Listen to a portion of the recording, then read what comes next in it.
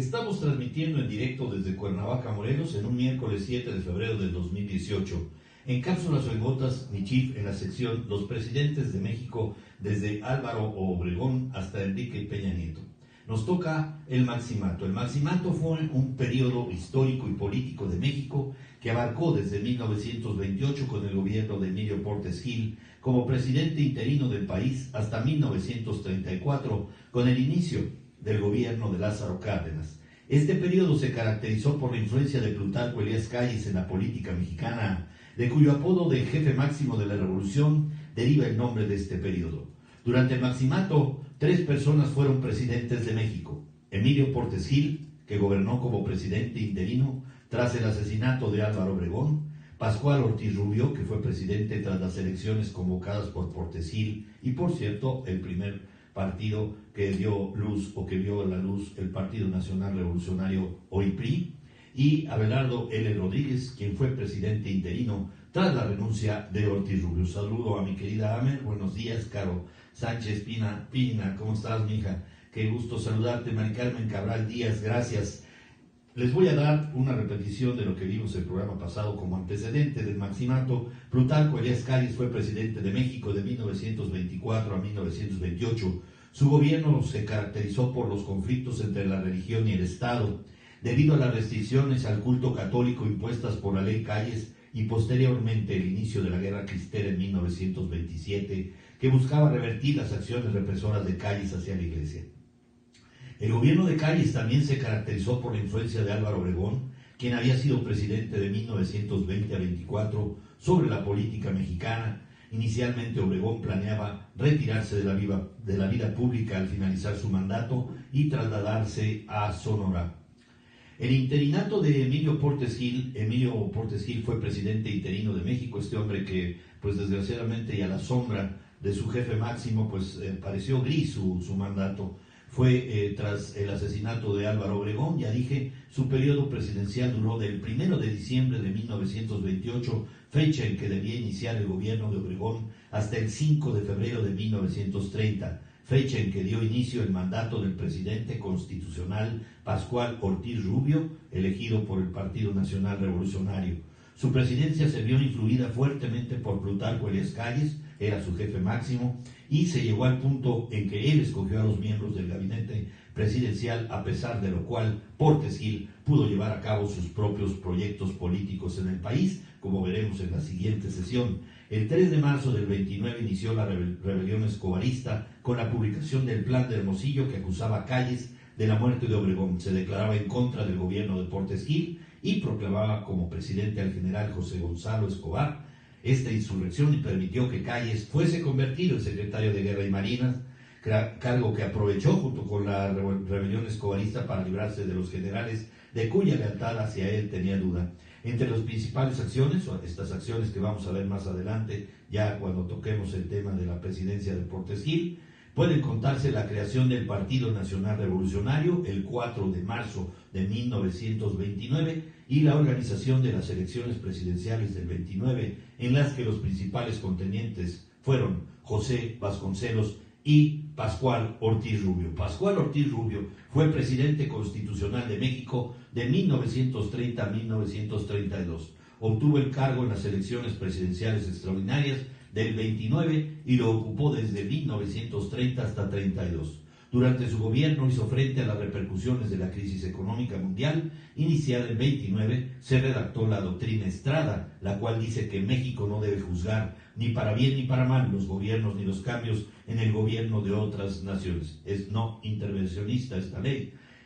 Se promulgó la Ley Federal del Trabajo, iniciada por Emilio Portes Gil, la Ley de Crédito Agrícola y el Código Penal. Igualmente, México se hizo miembro de la Liga de las Naciones, amplió la red telefónica del país y ratificó la libertad de cultos.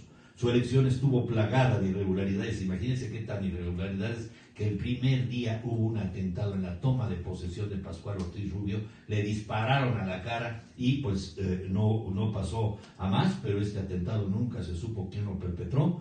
En Pascual Rubio, la libertad de cultos fue ratificada. Su elección estuvo plagada de irregularidades, fue muy disputada y existen dudas sobre la veracidad de los resultados oficiales que permitieron a Ortiz Rubio convertirse en presidente. Tras 2 años de mandato presentó su renuncia y es hasta la fecha el último presidente de México que ha renunciado a su cargo. Después estuvo salpicado por el interinato de Abelardo L. Rodríguez, que ocupó el cargo desde 1932 hasta 1934. Quienes se están uniendo a la transmisión, les digo que les estoy haciendo una breve síntesis del maximato de Plutarco Elías Calles, con 3 presidentes, 2 interinos y 1 constitucional. Repito, Emilio Portes Gil, Pascual Ortiz Rubio y Abelardo Rodríguez. Este último, durante su gobierno, se empleó una política económica que favoreció el desarrollo de la industria y el comercio. Se trazaron carreteras, México-Nuevo Laredo, Puebla-Tehuacán y Morelia-Guanajuato. Se promulgaron la Ley de Nacionalización y Naturalización, el Código Sanitario y la Ley Orgánica de los Tribunales Federales, entre otras. También se estableció el salario mínimo, se reformó la Ley de Patrimonio Ejidal, envió al Congreso de la Unión la Ley Orgánica de la Universidad Autónoma de México, le fue otorgado el control total de cambios del Banco de México por decreto el 2 de mayo de 1933 y fue inaugurado el Palacio de Bellas Artes.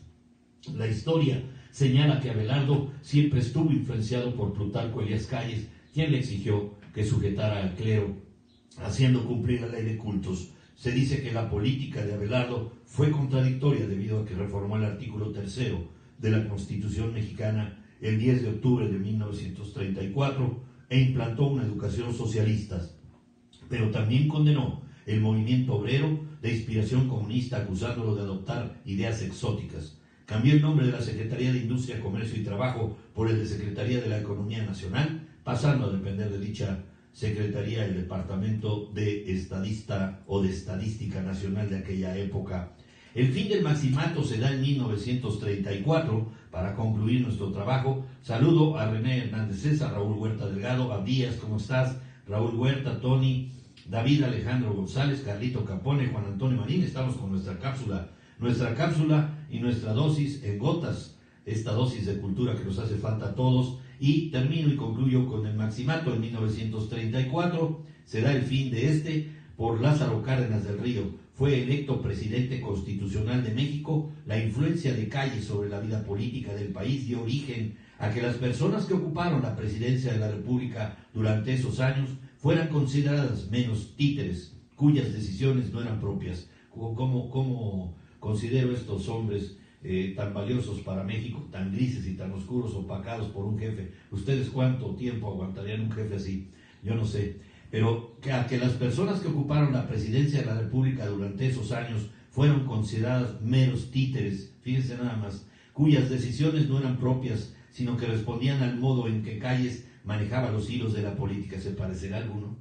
¿Se parecerá esto al salinismo? Bueno, ahí les dejo la pregunta. Sin embargo, no está del todo claro hasta dónde llegó realmente su poder personal y en qué consistía.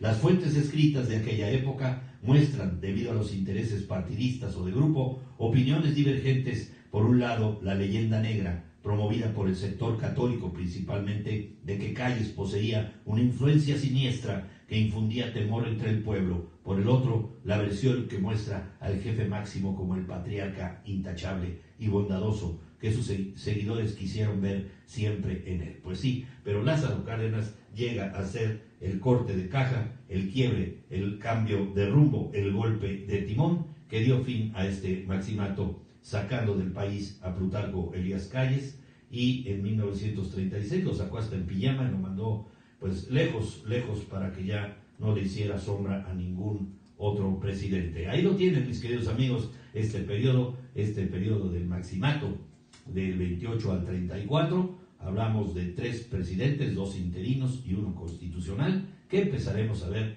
la semana que entra, si ustedes así me lo permiten, con Emilio Portes Gil.